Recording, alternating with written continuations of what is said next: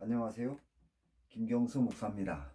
오늘은 서머나 교회에게 하신 주님의 말씀에 대해서 함께 생각해 보겠습니다.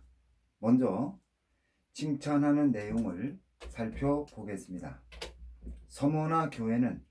서머나는 에베소와 같은 항구로 크고 부유했으며, 에베소는 폐허가 되었지만 서머나는 지금까지 인구 20만의 항구 도시로 남아 있습니다.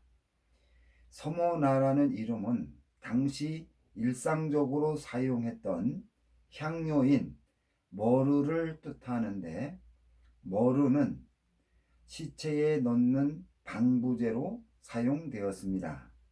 특히 서머나는 과학과 의술이 발달하였고, 종교적으로는 이교 문화와 종교의 집합처였으며 황제 숭배의 중심지였습니다.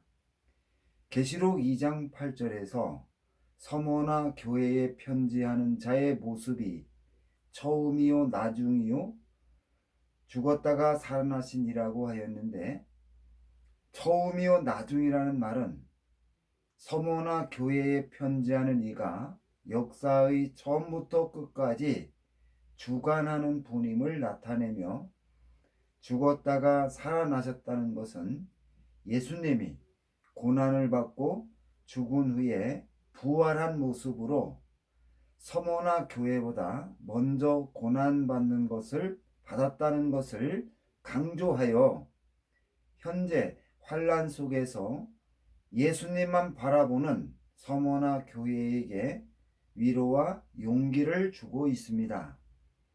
계시록 2장 9절에서 예수님이 서머나 교회의 환난과 궁핍을 아신다고 하였는데, 여기서 환난이라는 말은 무거운 물건에 눌려 부서지는 것을 뜻하는데, 서머나 교회가 외부로부터 극심한 박해를 받고 있다는 것을 나타내고 있습니다.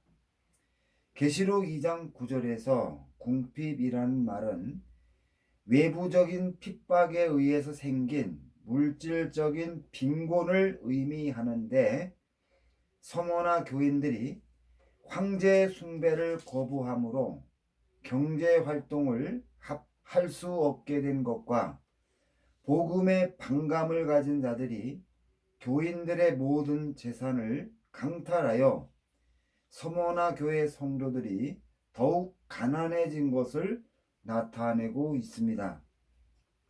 이러한 성경의 증거는 구소련 공산당 치하에서 믿음을 지켰던 그리스도인들의 삶과 공통점을 가지고 있습니다. 신의 존재를 부정하는 공산주의 사회에서 신을 믿는 것이 불법이었고, 법을 위반하면 체포되어 투옥되거나 무거운 벌금을 내야 석방될 수 있었습니다. 만약 성도가 벌금을 내지 못해 감옥 생활을 하게 되면 남겨진 가족들을 부양하는 문제가 생기는데, 지하교회 성도들이 이 문제를 해결하기 위해서 가지고 있는 생활용품을 팔아서 공동으로 감옥에 갇혀 있는 성도의 가족들을 부양했다고 합니다. 그 결과 성도들의 가정에 쓸만한 살림살이가 거의 없었고, 항상 비밀 경찰의 감시를 피해 예배를 드려야 했기 때문에 겨울철에는 사람들이 다니지 않는 깊은 산속으로 들어가 예배를 드렸다고 간증하였습니다. 이렇게 어려운 환경 속에서 믿음을 지키며 살아가는 삶이 서머나 교인들의 삶이었고, 편안하고 안락한 환경에서 신앙생활을 하는 우리 자신을 돌아보게 합니다. 계시록 2장 9절에서 예수님이 서머나 교회가 당한 환난으로 궁핍해진 모습을 보면서 실상은 부유한 자라고 인정한 것은 믿음을 지키다가 모든 재산을 빼앗기고 남은 것이 없어 궁핍하지만 서머나 교회 성도들의 믿음이 대단히 부유하다는 것을 나타내는 것입니다. 서머나 교회의 믿음은 환난을 통해 연단된 믿음으로 죄악을 멀리하여 오직 하나님만 바라보기 때문에 다른 교회의 성도들이 가진 믿음보다 부유하다고 인정하는 것입니다. 계시록 2장 9절에서 서머나 교회를 핍박하는 무리들에 대하여 언급하였는데 자칭 유대인이라 하는 자들의 회방도 안 오니 실상은 유대인이 아니오 사단의 회라고 하였습니다. 계시록 2장 9절에서 서머나 교회를 가장 핍박했던 자칭 유대인들은 아브라함의 혈통을 이어받은 사람들로 아브라함의 혈통에서 태어난 그 자체로 여호와의 총회에 들어있다고 믿었습니다. 이러한 유대인들이 서머나에 많이 살았고 유대인 중에 많은 부와 사회적 지위를 가지고 있는 유력 인사들이 상당수 있었습니다. 이러한 유대인들이 앞장서서 교회를 핍박하게 된 것은 서머나 교회가 세워지고 황제 숭배를 거부하자 기독교와 유사한 유대교에서 비난받게 되므로 유대인들이 점차 서머나 도시 사람들에게 인식이 나빠졌고 서머나 교회가 점차 성장하면서 유대교에 들어와야 하는 사람들을 빼앗아 갔다고 생각했던 것입니다. 이대로 서머나 교회가 계속 성장하면 유대교와 유대인들의 영향력을 교회에 빼앗기고 결국 유대교의 존립이 위험받을 수 있다고 판단하여 교회를 핍박하기 시작했다고 추정이 됩니다.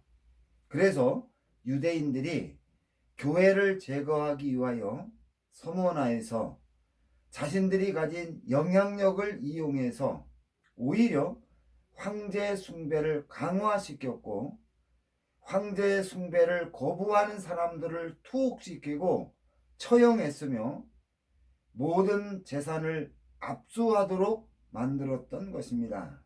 그래서 유일신을 믿었던 유대인들이 사탄의 일을 열심히 했기 때문에 서머나의 유대인들을 사단의 회로 부른 것이라고 판단이 됩니다. 권면의 말씀과 이기는 자에 대한 약속에 대해서 살펴보겠습니다. 계시록 2장 10절에서 내가 장차 받을 고난을 두려워 말라. 볼지어다 마귀가 장차 너희 가운데서 몇 사람을 옥에 던져 시험을 받게 하리니 너희가 10일 동안 환난을 받으리라고 하였습니다. 서머나 교회가 황제 숭배를 거부하여 언제까지 환난과 핍박을 받아야 할지는 그 모르는 성도들을 향해서 장차 받을 고난을 두려워하지 말라는 것은 앞으로 다가오는 핍박도 믿음으로 이길 수 있다는 위로의 말씀입니다.